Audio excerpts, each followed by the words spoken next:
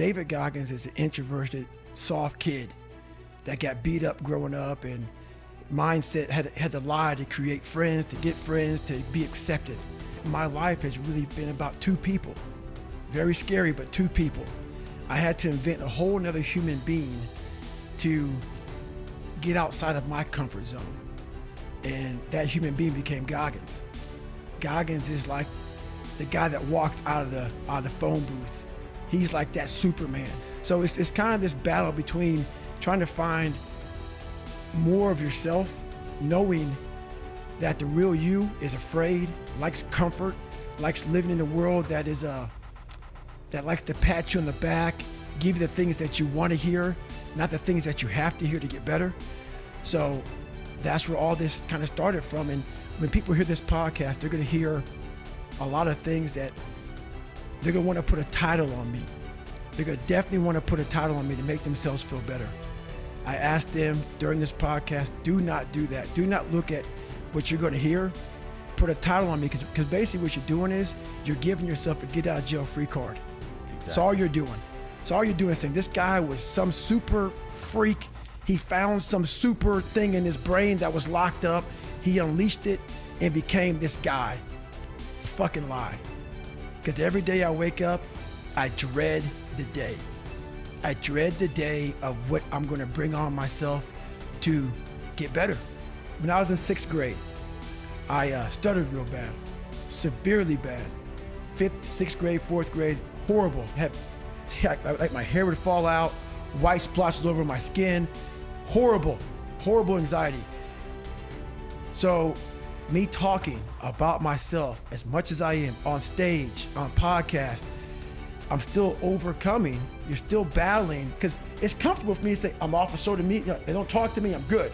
Go back to being my hermit.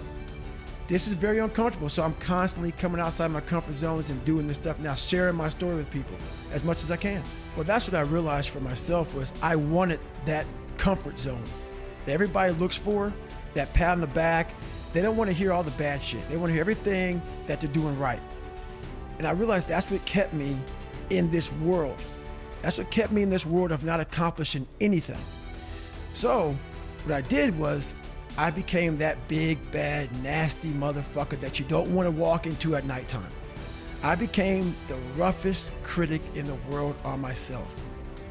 And that's what changed me. I literally saw myself in the mirror. I saw the truth versus saying, my dad did this to me from beating me. Kids in school from calling me nigger did this to me. My life did this to me. My fucked up, broken foundation did this to me. I took that and said, you know what? Well, some people may help this happen, but now I have to own this. No one's gonna come back to save me. No one's gonna come back on this fucking couch and say, hey, it's okay. You're gonna be okay. No, I'm not.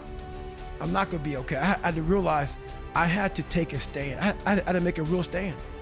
And it was painful to look at who I was, what the world and myself created.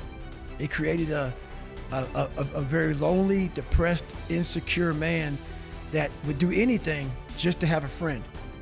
And I saw that as very pathetic. When you look at the truth, it becomes very ugly and pathetic. Because what I realized is I'm not a cookie cutter type of guy. Right. I'm not here to take your money. I'm here to help you. If you're coming in to work with a guy like me, who knows that you have to have thick skin to get better, you have to call yourself out. If you're fat and you're fucked up, I want to hear that. I don't want to hear you tap dancing around shit. So I don't take on many clients, because when you work with me, we're going to get to the root of the fucking problem. And a lot of people don't want to go there. They don't want to talk about their childhood. They don't want to talk about their past. They want to get to the root of the problems, and then they go, why am I not getting better? Because there's a lot of shit in there you haven't dealt with, brother. People go to the gym, like for instance, going through any kind of special operations school. These people go to the gym, they get big, they get jacked, they can run fast, all that shit.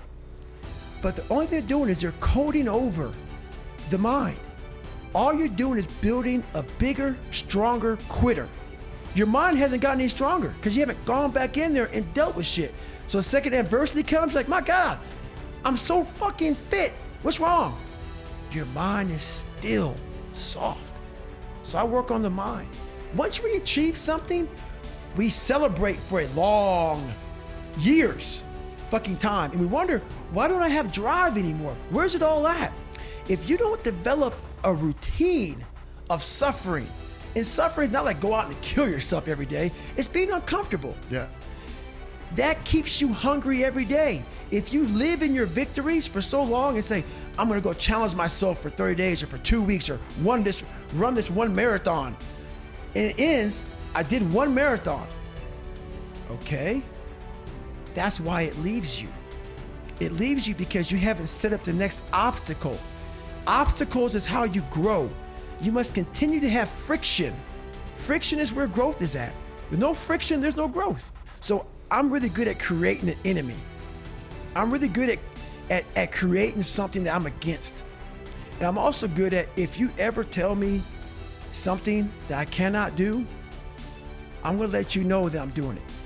Right. Somehow you're gonna fucking know one way or another that I'm doing it.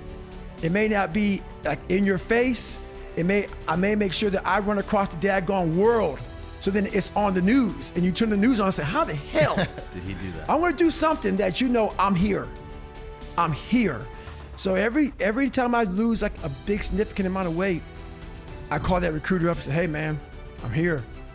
I'm here. And before I knew it, man, this guy became almost like my best friend at that time. Because I started actually changing his life. He started seeing, wow, man, like, I'm glad I took a shot on this guy. Right. And not only did I lose weight, I had to go back and take the ASVAB test again, which was like a watered down SAT, a couple more times just to get into Navy SEAL. So it was a big process. So that 3 months was packed full of like failures, depression, even more. But what I found out in that whole 3 months, I lived a lifetime.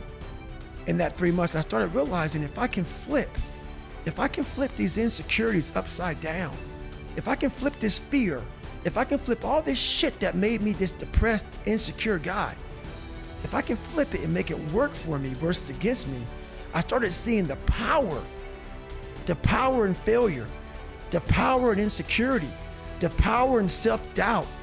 Because I looked at everybody, it may not be true, but that's how I looked at everybody as being way above me. I thought to myself, if I can be at the lowest part in the world, in the sewer, and be able to overcome all this shit, I started using that as power. And I slowly started passing the guys from Harvard, the guys from MIT, the guys who were from great families and shit. I'm like, oh my God, I'm catching up. I had nothing. So I started flipping it and using it as power.